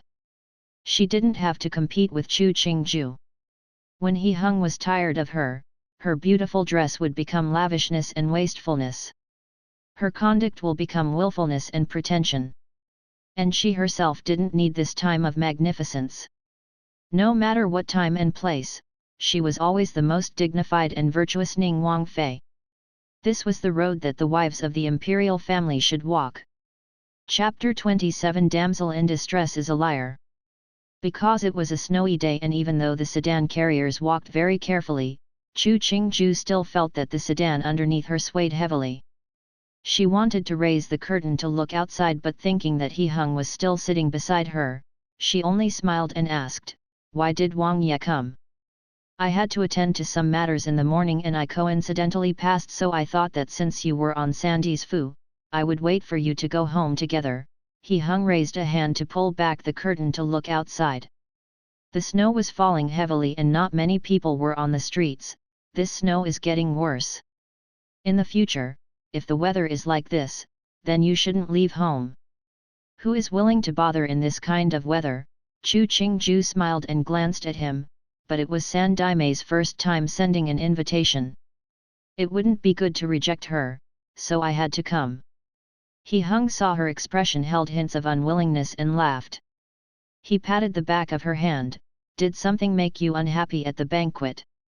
He Yuan's Wang Fei Qin Shi, didn't she come from a well-educated family? Telling you to make you happy? Chu Qingju turned and patted his hand. "Don't even mention it. Our good Daimei," she criticized Qi for not being filial to my stepmother. He was a bit surprised by the pat that Chu Qingju gave. He Hung looked at the back of his hand that had suffered a blow and felt that that place felt a bit tickled. He curled his finger and raised an eyebrow before stating, "She, as your daimei, to say such things, don't pay any attention. That Liang she isn't deserving of any of your filial piety. As your stepmother, she wasn't loving, yet she still wants others to respect and love her. She should take a look in the mirror." He looked down on the entire family of Chong de Gongfu. And for Liang Shi, he had an even worse impression. At present, Chu Qingju was his wife, was this dynasty's Wang Fei. The other was a little duchess. Did she think she could posture in front of Wang Fei? The fact that Chong de Gongfu was rude to Chu Qingju, that was not taking him seriously. He, as a Wang Yat, how could he be overlooked by this family? They weren't anything. Detecting the other's emotions, Chu Qingju's smile became even prettier. "Wang Yat, don't be angry. You care for me, I know." Hearing Chu Qingju changed her way of speech in front of him to call herself I, He Hung didn't feel as though he wasn't respected. Quite the opposite, he felt that this was Chu Qingju becoming closer with him. He raised his head and saw the other's eyes shining like the stars and the thankfulness on her face. His heart moved slightly and he suddenly felt that this was good between husband and wife. This woman was his wife, she was the woman that was going to accompany him together down the road. If they always maintained the respect and distance, it wouldn't be interesting. "This is caring for you." He Hung smiled even more warmly. "I know you don't like going to Chong de Gongfu. In the future, you don't have to bother with those people. For everything, I'm behind you." Chu Qingju turned her head to look at him and right as he stared in a daze, suddenly pushed her head into his chest. "Wang Yat, the way you are would make me change into a bad person. Ben Wang's woman, she only needs to be good to me. To others, being bad is fine." The corners of He Hang's lips raised lightly and he unconsciously reached out with his hand to carefully wrap around her waist to prevent Chu Qingju from accidentally falling off. Lying on He Hang's chest, Chu Qingju thought that it was lucky she had seen many men comfort women. Otherwise, with how skilled He Hang's tactics were, she would have fell in early on. Look at this conduct, the words, it was the epitome of deep love. At this time, the sedan abruptly swayed. He Hung quickly reached with both hands to protect Chu Qingju, their bodies moving backwards and avoiding the window, which would be an easy avenue of attack. He then manipulated the other to lie on his knees before asking harshly, "What is it?" "Wang Yat, there's someone blocking the road ahead, outside the curtain." Qian Chongxin looked at the ruffians chasing a beauty act and bowed before answering, "There's some people chasing after a woman ahead." His voice was relaxed, but the place he was standing perfectly blocked the entrance to the sedan. The other guards placed their hands on their swords. Hearing this, Chu Qingju moved her body, and in response, He Hung reached with 2 fingers to tap on her head. Seeing Chu Qingju stare with 2 big eyes at him, He Hung smiled at her before commanding, "Clear the road." When the rough men in pursuit saw the procession, they had quickly stopped and retreated to one side. They only hated that they didn't have good luck, that they would, in this kind of weather, encounter nobility sitting in an 8-person sedan. Hearing the noble speak, the men obediently knelt to one side, afraid the noble would blame them for their offense. The young woman kneeling at the front saw the situation and her eyes brightened. She knelt with a bang about 6 meters from the sedan. "Darren, please Darren, save this girl. These criminals want to capture this girl to become a concubine for a landlord. Please, Darren, save this girl." They could even encounter such a thing as kidnapping a citizen? Chu Qingju crisply moved herself into a comfortable position, leaning against He Hang's legs. She teased with a laugh, "Such a cold and wintry place, a helpless and pitiful girl asking for help. Wang Yat, do you want to be a hero and rescue the damsel?" He Hung saw the mischief in her smile and pressed against the corner of her lips with his index finger, "The beauty is already here, I don't see a beauty anywhere else." Opening her mouth and biting down on that finger, Chu Qingju used her teeth and ground against it before whining, "Who knows if that little beauty's pitiful state would move someone." Enjoying Chu Qingju's pretty state very much, He Hung smiled and scorned, "This vinegar is unreasonable. A strange common woman, I won't even want her to be a servant girl on the Wangfu. How would I let her serve me?" Standing outside, Qian Chongxin silently turned his head in the other direction and pretended he didn't hear anything from the sedan. He looked at the girl kneeling. She was about 16 or 17, her hair tangled from running. But with that pale and fine face, there was a hint of a delicate beauty that would provoke pity. She was wearing a water blue tight-girdled cotton dress which wasn't very sturdy and did have some hints of beauty. But when his gaze swept across the hand that was half hidden in her sleeve, his face darkened and he ordered, "Retreat, in front of Wang Yi's procession, there cannot be any infractions." Finishing, he gave a look to the 2 guardsmen beside him.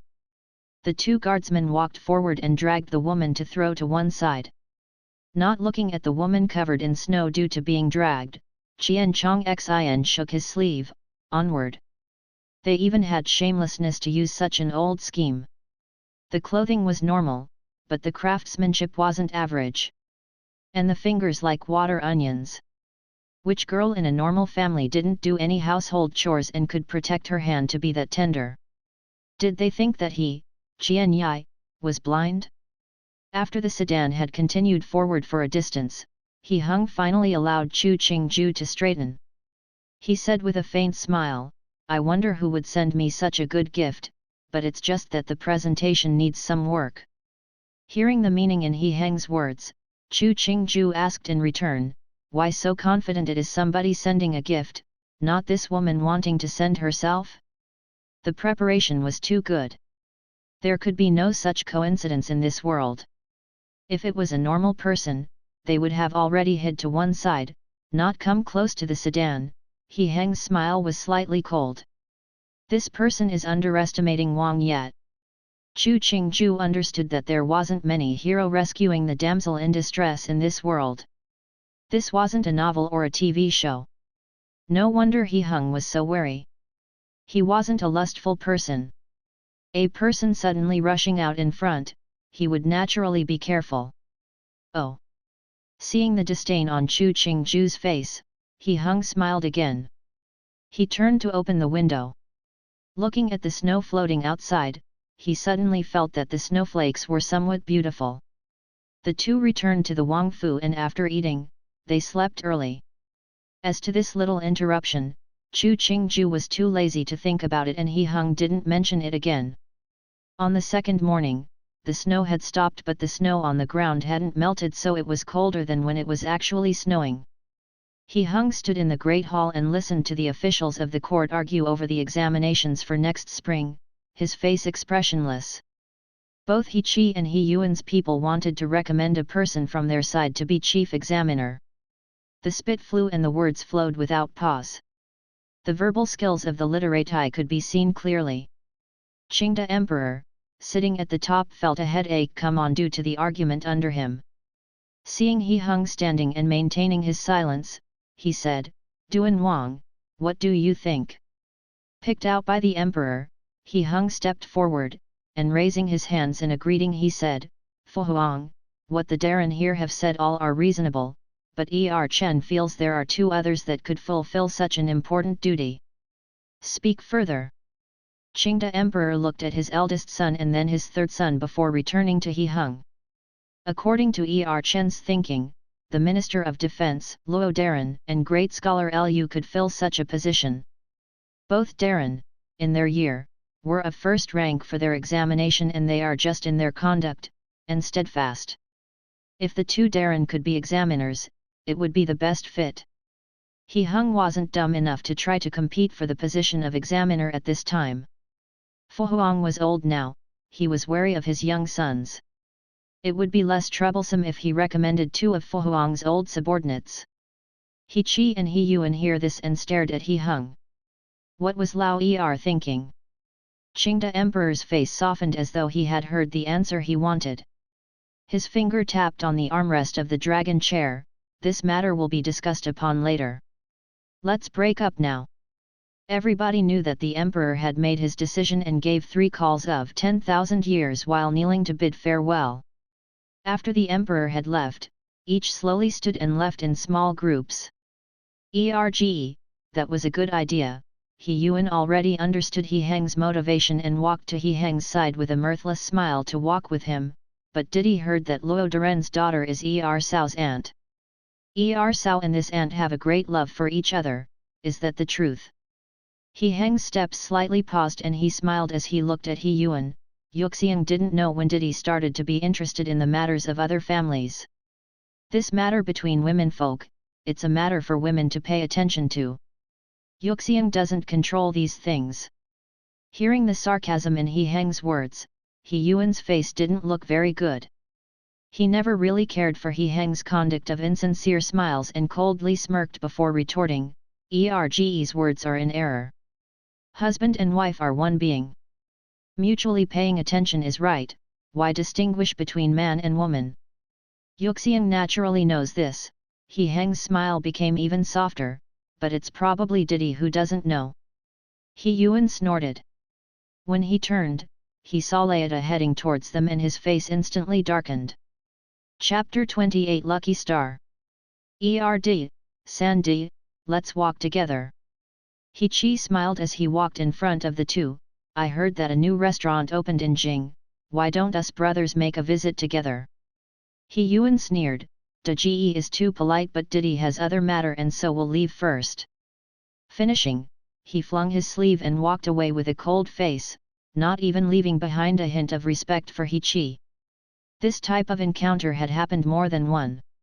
He Qi's expression didn't change as he eyed the back of the figure and said unconcernedly to He Hung, "He's not going, you're coming with Ge."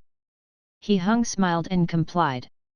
His attitude was casual as he walked together with He Qi. There were no sparks of the struggle for succession between the two. He understood, He Qi might seem upright and honest but he was definitely one who pretended to be a pig as he eats tigers. The reputation spread that He Yuan had of being arrogant and brash, half of it could be put on his head. It was just a pity that Lei Dao's mother's birth was too low. This was his greatest challenge in trying to compete for the throne. But the rumor was that the emperor was planning on bestowing the Hugong soon. Nobody knew if he would raise Lao Da's mother's position. Based on the fact that she had Leota as an imperial son, she should have been promoted much earlier. It was Lao San's Mufiai who kept on getting in the way, so that the eldest imperial son's birth mother still only had the title of Karen. The two came together to the restaurant and left separately after a meal. He Hung didn't manage to experience the taste of the wine and food before Lei Dao had already hinted at his desire to ally with him against Lao San. Returning to the Wang Fu, He Hung found that every servant in the Fu seemed to have cheer on their faces. He couldn't resist asking Ming He, who welcomed him back, "Did something good happen on this Fu?" "Wang Yat, it's just that it's almost the winter holidays. Wang Fei had rewarded some silver to us as servants." Ming He knelt and answered, "Nikkei forgot ourselves in joy. Wang Ye, have mercy. Stand up. Wang Fei has rewarded you all, it's natural for people to be happy." He Hung waved his hand. "What's Wang Fei doing right now?" "Just now Nikkei went to Zheng Yuan to kowtow and express thanks. Wang Fei is probably still there, but Nikkei doesn't know anything else." Ming He bowed and retreated to one side to express that he had no intentions of inquiring of news about Zheng Yuan. He Hung nodded, his steps changing direction. "Let's go see Zheng Yuan." Stepping into Zheng Yuan, He Hung stopped the servants from announcing him and walked straight into the rooms. Just outside the door, he heard the conversation inside the room. "Wang Fei, this pouch is actually pretty good, why are you hiding it?" "It's fine, I know you are comforting me. This thing, I can't present it as a gift." "But what thing you can't gift?" He Hung walked in and saw Chu Qingju try to hide something behind her. He smiled and walked behind her. Taking the object for a look, it was a dark blue pouch. Embroidered on one side was a simple design of clouds, on the other, there was a large character for good fortune. The skill of embroidery really couldn't compare to what he usually used. "Is this for me?" He Hung looked again and again at the pouch and wouldn't return it to Chu Qingju. Seeing the other in a state of awkwardness, "I think it is very good." Chu Qingju coughed, "That is, it's just for amusement, I didn't say it was for you." "Then I am asking for it from you." He Hung jerked the pouch he had on his body off and personally put on this one. He smiled and commented, "This color is pretty good." Chu Qingju glanced at the pouch before instantly moving his gaze. "Since Wang Ye likes it, then use it." Finishing, she turned to ask, "Wang Ye, are you using the night meal here?" He Hung nodded his head. "The hot pot last time was good, let's have the same tonight." Chu Qingju, who had desired to eat hot pot again, naturally agreed. She felt that it hadn't been a loss to put the effort in. At least now, she could eat good, drink good, and occasionally play at being arrogant. She peeked again at the deep blue pouch and curled her lips.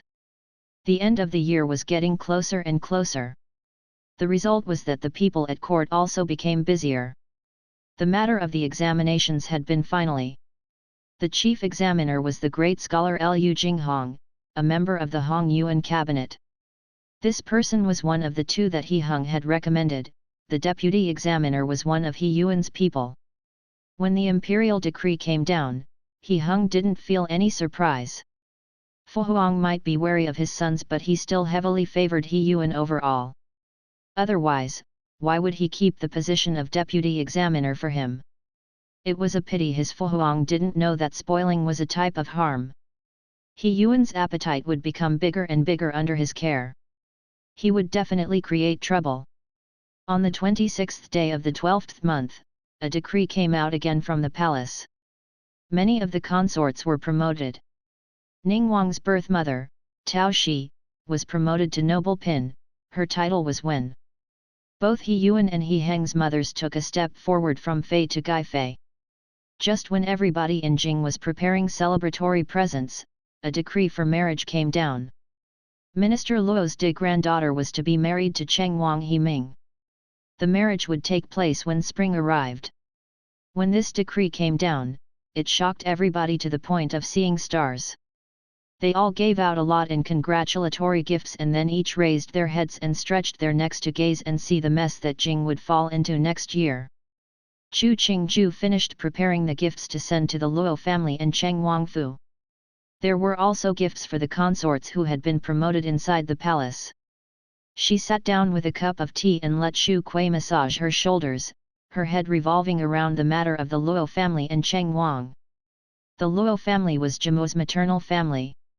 It wasn't very distinguished, but did have some reputation in the city of Qing. It wasn't a surprise for a girl of the Luo family to marry into the imperial family. But marrying this Cheng Wang, it still couldn't be seen if it was good or bad. If it could be said that the three Wang yet at the front had hope of succeeding the throne, He Ming was just a passerby. Unless the three people in front all died, he wouldn't have a hope of reaching the throne. This person's abilities were as average as his name. Who knew how much Qingde Emperor didn't like this son? The three sons in front, one had the meaning of the good luck of the Kailan, one was the beauty of jade, one was of profound and deep learning. Each one was of higher quality than the one before. But when it came to Cheng Wang, the brain cells suddenly snapped and the skill of naming dropped. He gave a name that was very common. The meaning was bright, but it wasn't as dignified and noble. Just as well the emperor didn't know of the little student Ming from the math textbooks of the past life and how busy it was. He was continuously pouring and catching water, continuously walking from place A to B, continuously riding the bike to deliver apples, continuously going from grandma's to uncle's. Thinking about it, Chu Qingju shook her head and said to Mu Jin, "Add half more to the gifts to Cheng Wangfu." Just that name, it was deserving of sympathy. Mu Jin confirmed before asking, "Wang Fei, just now, the Department of Household Affairs sent over the allowance for the year. Newbie has already checked the items against the list. Should the items be entered into the stores?" Even though the items from the Department of Household Affairs weren't rare, but it was still items belonging to the imperial family. This was a matter of honor. Chu Qingju nodded, and thinking that after a few days, she had to enter the palace to kowtow and ask for morning greetings, she felt her knees ache. Disregarding the complicated connections and thoughts of the women inside of the palace, just those two troublesome Zhouli, it was enough to irritate somebody. At the year's end, the Luo family was one of the busiest. The people that sent gifts to the Fu were endless. Even though the daughter of Luo was marrying Cheng Wang, who wasn't favored by the emperor but he was still a Wang yet, and the people in the city of Qing had to pay some respect. The elder Luo Taitai flipped through the stacks of gift lists and commented to her daughter-in-law sitting under her, "Oh, Yao Yative married to that kind of place, it is." The wife of the Luo family's eyes reddened slightly as she replied, "The emperor's imperial benevolence is mighty and broad, it is our family's good fortune." Speaking to there, she choked. If she could choose, she would that her daughter married into a normal official's family rather than suffer in the imperial family. Erxi heard that Cheng Wang is kind and honest.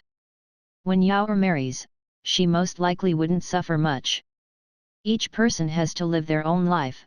The elder Luo Taitai placed the gift list down.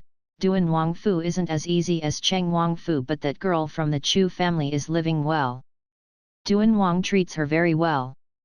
In the past, our Luo family has treated Duan Wangfei well. When Yao marries, there's some measure of protection. But Duan Wang and Cheng Wang. The worries of the wife of the Luo family hadn't finished being said before the elder Luo Taitai interrupted. Relationships between women have always been between women, the elder Luo Taitai said in a meaningful tone, anything else is the matter of men. Our Luo family will only be loyal to the emperor. The Luo Erxi nodded in a gaze. She was going to speak when she heard the servant report that Duan Wangfu had sent gifts over. When the list was delivered over, the elder Luo Taitai took the list before nodding and commenting, "Duan Wangfei is very good to our Luo family. We should increase the year-end gifts we send over." Finishing, she gave the list to her Erxi. The Luo Erxi took the list and thought in relief that it was lucky that the Luo family had been kind to Duan Wangfei, and Duan Wangfei also knew to pay back. When she entered the imperial family, Yaori will have somebody to guide her, and if Duan Wang succeeded the throne. She quickly shook her head and suppressed the idea. In Rui Wangfu, He Yuan smashed many pieces of pottery. His beautiful face was full of darkness, is Fu Huang dim-witted, to marry one of the Luo family to Lao Si, isn't this clearly pushing the Luo family and Lao Si towards Lao Er? The Tajian serving him heard this and shuddered in fear. He quickly knelt on the floor, pieces of broken pottery cutting into his knees. He didn't dare frown even a bit. Wang Yat, Wang Fei requests to see you. A young Yawan stood shakily at the doorway, afraid to even look at He Yuan. Not now.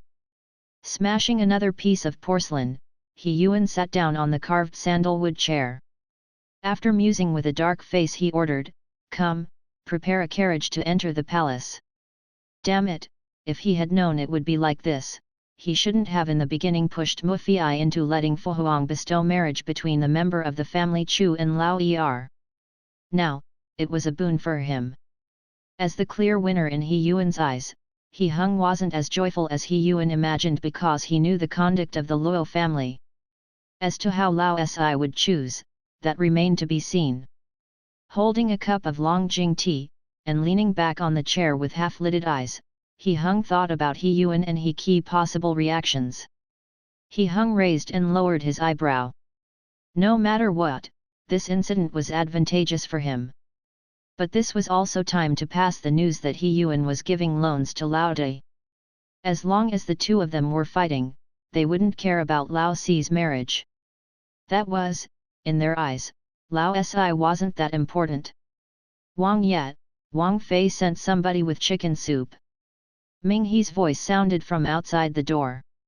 Looking at the chicken soup in front of him, He Hung suddenly thought of Chu Qingju. Fu Huang's imperial decree said that she was of plentiful good fortune. It wasn't wrong. Wang Fei was really his lucky star. Chapter 28 Lucky Star. Erd, Sandy, let's walk together. He Qi smiled as he walked in front of the two. I heard that a new restaurant opened in Jing, why don't us brothers make a visit together? He Yuan sneered, Da Ji is too polite but Didi has other matter and so will leave first. Finishing, he flung his sleeve and walked away with a cold face, not even leaving behind a hint of respect for He Qi. This type of encounter had happened more than one. He Qi expression didn't change as he eyed the back of the figure and said unconcernedly to He Hung, he's not going, you're coming with Ge. He Hung smiled and complied. His attitude was casual as he walked together with He Qi. There were no sparks of the struggle for succession between the two. He understood, He Qi might seem upright and honest but he was definitely one who pretended to be a pig as he eats tigers. The reputation spread that He Yuan had of being arrogant and brash, half of it could be put on his head. It was just a pity that Lei Dao's mother's birth was too low.